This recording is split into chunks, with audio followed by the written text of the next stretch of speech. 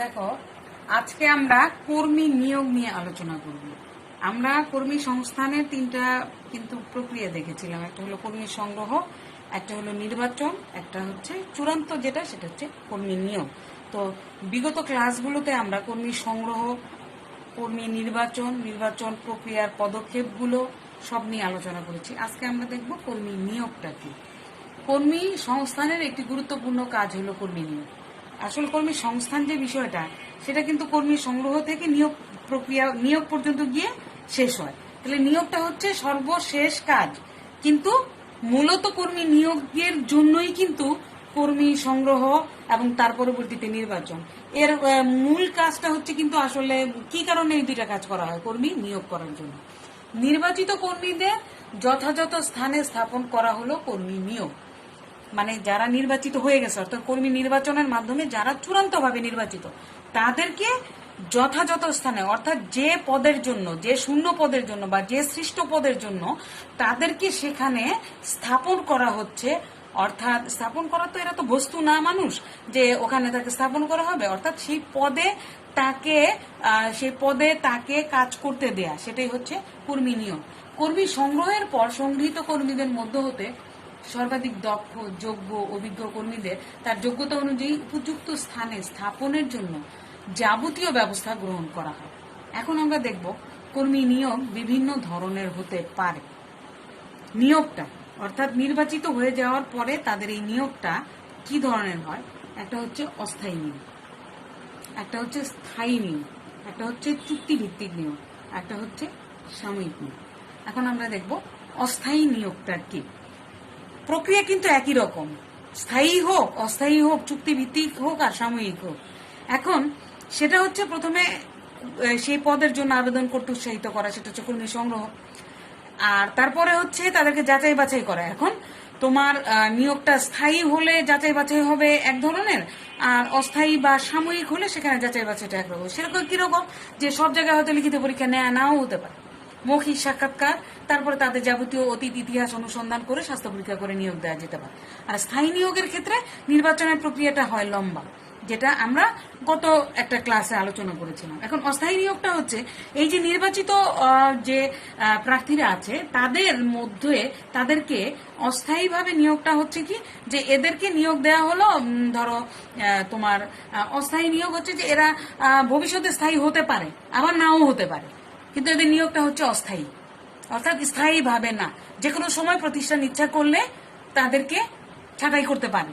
তাদের নিয়োগ প্রক্রিয়া এটা এখন প্রতিষ্ঠান ভেদে, প্রতিষ্ঠান তাদের নিয়োগের ক্ষেত্রে লিখে দিতে পারে যে এই নিয়োগটা কিন্তু অস্থায়ী। প্রতিষ্ঠান চাইলে 3 বছর পরে যে কোনো সময় তাদেরকে এই পদ থেকে সরিয়ে দিতে পারে। এটা হচ্ছে অস্থায়ী নিয়োগ। আর স্থায়ী নিয়োগটা হচ্ছে কি, যে তাদেরকে স্থায়ীভাবে নিয়োগ দেওয়া হলো। কখনো কখনো বলা থাকে 3 বছর হচ্ছে তাদের শিক্ষানবিষ্কার, এবং 3 বছর পর হতে তাদের এই নিয়োগটা হবে স্থায়ীভাবে। অর্থাৎ চাকরির বয়সসীমা যতদিন, ততদিন পর্যন্ত তারা সেই প্রতিষ্ঠানে সেই পদে কাজ করতে পারবে, সেটা হচ্ছে স্থায়ী নিয়োগ। এরপর হচ্ছে চুক্তিভিত্তিক নিয়োগ। হচ্ছে কি, কোনো কোনো প্রতিষ্ঠান দেখা যায় যে সবসময় তাদের কিন্তু একই রকম কর্মী লাগে না, বিভিন্ন সময়ে তাদের কাজের প্রেক্ষিতে অনেক বেশি কর্মী নিয়োগ দেওয়ার দরকার হয়। তখন তারা কি করে, সেই নির্দিষ্ট সময়ের জন্য, সেটা 6 মাস হতে পারে, 1 বছর হতে পারে বা 2 বছর হতে পারে, তারা সেই সময়ের জন্য সেই যে বাড়তি কর্মীগুলো দরকার হয় তাদেরকে চুক্তিভিত্তিক নিয়োগ দেয়। অর্থাৎ ওই সময়ের জন্য যে কর্মীদেরকে যাচাই বাছাই করে নেওয়া হয়, তাদের নিয়োগটা হয় চুক্তিভিত্তিক। অর্থাৎ এটা চুক্তিভিত্তিকটা 6 মাসের জন্য, প্রতিষ্ঠানে ভেদে, প্রতিষ্ঠানের কাজের অনুযায়ী 1 বছরের হতে পারে বা 2 বছরের হতে পারে, 3 বছরের হতে পারে বা 3 মাসেরও হতে পারে। এই জন্য ওই নিয়োগের মধ্যে লেখাই থাকে যে এই সময়ের জন্য তাদেরকে চুক্তিভিত্তিক নিয়োগ দেওয়া হচ্ছে। আর সাময়িক নিয়োগ হচ্ছে যে সমস্ত প্রতিষ্ঠান যে তাদের কর্মীদেরকে, দেখা যায় যে সব সমস্ত কর্মীদেরকে না, যে সমস্ত কর্মীদেরকে সাময়িক সময়ের জন্য প্রয়োজন।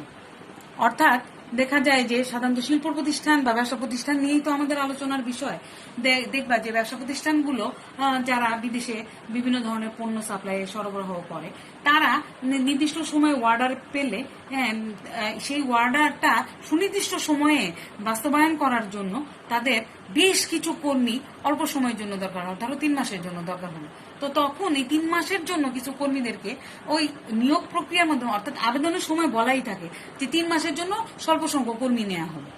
তো এই নিয়োগগুলো হচ্ছে সাময়িক নিয়োগ, অর্থাৎ 3 মাসের জন্য নেই। 3 মাস পরে কিন্তু তোমার আর ওই প্রতিষ্ঠানে কাজের ইয়ে থাকে না।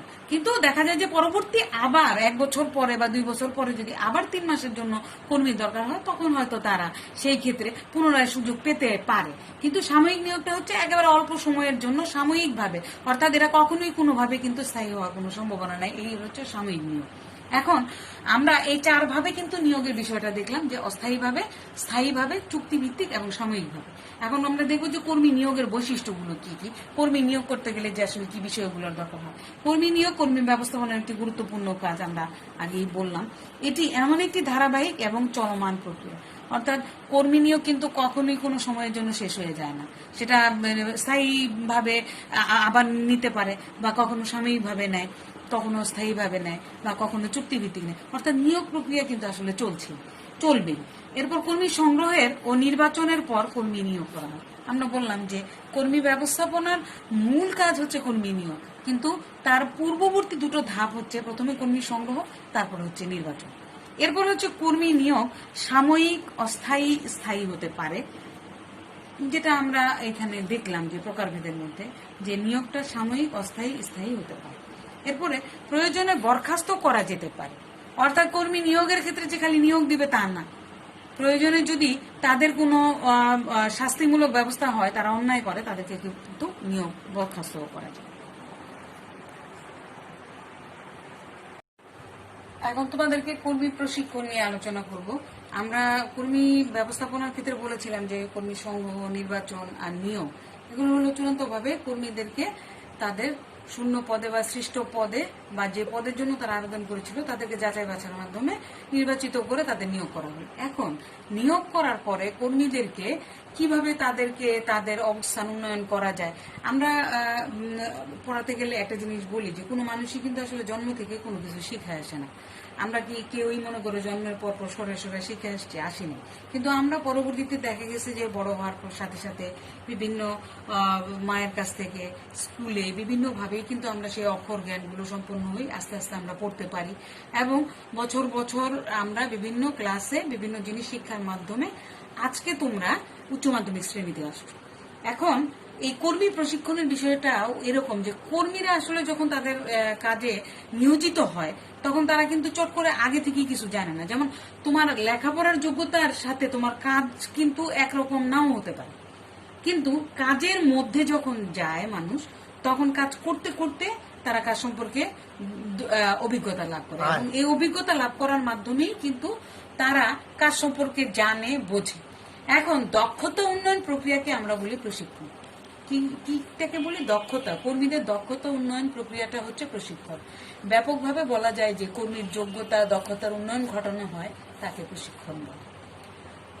যে কোনো কর্মীর মেধা বিকাশ বা বর্তমান কাজে দক্ষতা অর্জনের উপায় হিসাবে প্রশিক্ষণ আসলে কিন্তু অন্যতম। এটি কর্মীকে হাতে কলমে বিভিন্ন বিষয়ে বাস্তবসম্মত শিক্ষাদান করে।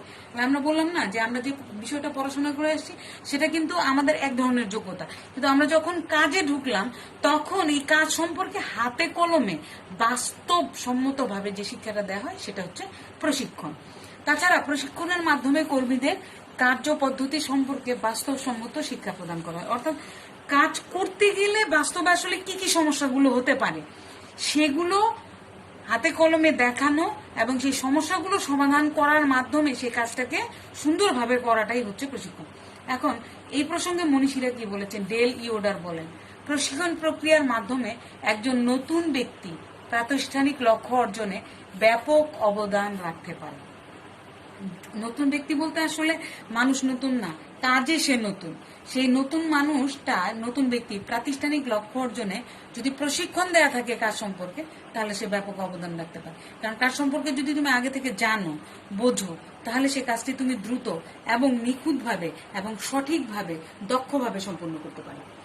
আর্মস্ট্রং, ইনিও একজন মনীষী, তিনি বলেছেন প্রশিক্ষণ এমন একটি ধারাবাহিক প্রক্রিয়া যার মাধ্যমে সম্পাদিতব্য কাজের জন্য কর্মীর জ্ঞান, দক্ষতা ও মনোভাবের উন্নয়ন ঘটে। প্রশিক্ষণের মাধ্যমে শুধু দেখো জ্ঞান নয়, দক্ষতা এবং মনোভাব সবকিছুরই উন্নয়ন ঘটে। এখন আমরা বলতে পারি যে প্রশিক্ষণের মাধ্যমে তো জ্ঞানের বিকাশ ঘটবে, জ্ঞান তোমার বাড়বে, অভিজ্ঞতা বাড়বে, তার ফলে কাজ সম্পর্কে তোমার দক্ষতাও বাড়বে। একবার ভুল হবে, আরেকবার শুদ্ধ হবে, পরের বার আরো ভালো হবে, আরো নিখুঁত হবে, তারপরের বার মনে হবে যে কাজটি আরো কত সুশৃঙ্খলভাবে সুন্দরভাবে গুছিয়ে করা যায়, কম সময়ে করা যায়, কম খরচে করা যায়, সেটা হচ্ছে দক্ষতা। আর মনোভাবটা কি, তোমরা যে কোনো জিনিসই, তুমি যদি একটা জিনিস মুখস্থ করো, তারপর যখন লিখো কিছুটা ভুল হয়, আবার লিখো তখন আরো যখন ভালো হয় এবং পরিপূর্ণভাবে যখন হয় তখন তোমার কি মনটা ভালো হয়ে যায় না? কাজের ক্ষেত্রেও দেখবা যে দক্ষভাবে কাজটা যখন করতে পারে, কম সময়ে কম ব্যয়ে, তখন মনও ভালো হয়ে যায়, মনোভাবের উন্নয়ন ঘটে। তাহলে প্রশিক্ষণ শুধু একটা কাজ করে না, জ্ঞান বাড়ায়, দক্ষতা বাড়ায়, মনোভাবের উন্নয়ন ঘটায়। এবং এই তিনটি যখন সমন্বয় হয় তখন ওই ব্যক্তি প্রাতিষ্ঠানিক সফলতা অর্জনে সবচেয়ে গুরুত্বপূর্ণ ভূমিকা রাখতে পারে। পরিশেষে আমরা কি বলতে পারি, নিয়োজিত কর্মীদের আরো দক্ষতা ও আগ্রহশীলতা বৃদ্ধির মাধ্যমে অধিক মানসম্মত কার্য আদায়ের জন্যই প্রশিক্ষণ প্রয়োজন। প্রশিক্ষণের মাধ্যমে কর্মী তার কার্যপদ্ধতি ও পরিবেশ সম্পর্কে ব্যবহারিক শিক্ষা গ্রহণ করে। সুতরাং প্রশিক্ষণ প্রতিষ্ঠানের জন্য খুবই গুরুত্বপূর্ণ। প্রশিক্ষণ প্রদানের মাধ্যমে কর্মীর দক্ষতা, জ্ঞান, অভিজ্ঞতা এবং মনোভাবের উন্নয়ন ঘটে। সুতরাং কর্মীদেরকে কাজে নিয়োগ দেওয়ার পরে তাদেরকে যদি হাতে কলমে শিক্ষা প্রদান করা হয়, সেটা হচ্ছে প্রশিক্ষণ।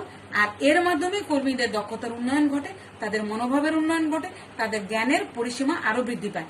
সেই জ্ঞানটা হচ্ছে বাস্তবিকভাবে তারা যে কাজে নিয়োজিত হলো সেই কাজ সম্পর্কে জ্ঞান, এবং জ্ঞান বেশি হলে দক্ষতার উন্নয়ন ঘটে এবং মনোভাবের উন্নয়ন ঘটে। আজকে আমি তোমাদেরকে প্রশিক্ষণ সম্পর্কে এই জিনিসটা পড়ালাম। আগামী ক্লাসে আমরা কর্মী প্রশিক্ষণের গুরুত্ব এবং বিভিন্ন ধরনের প্রশিক্ষণ, এই বিষয়গুলো নিয়ে আমরা আলোচনা করব।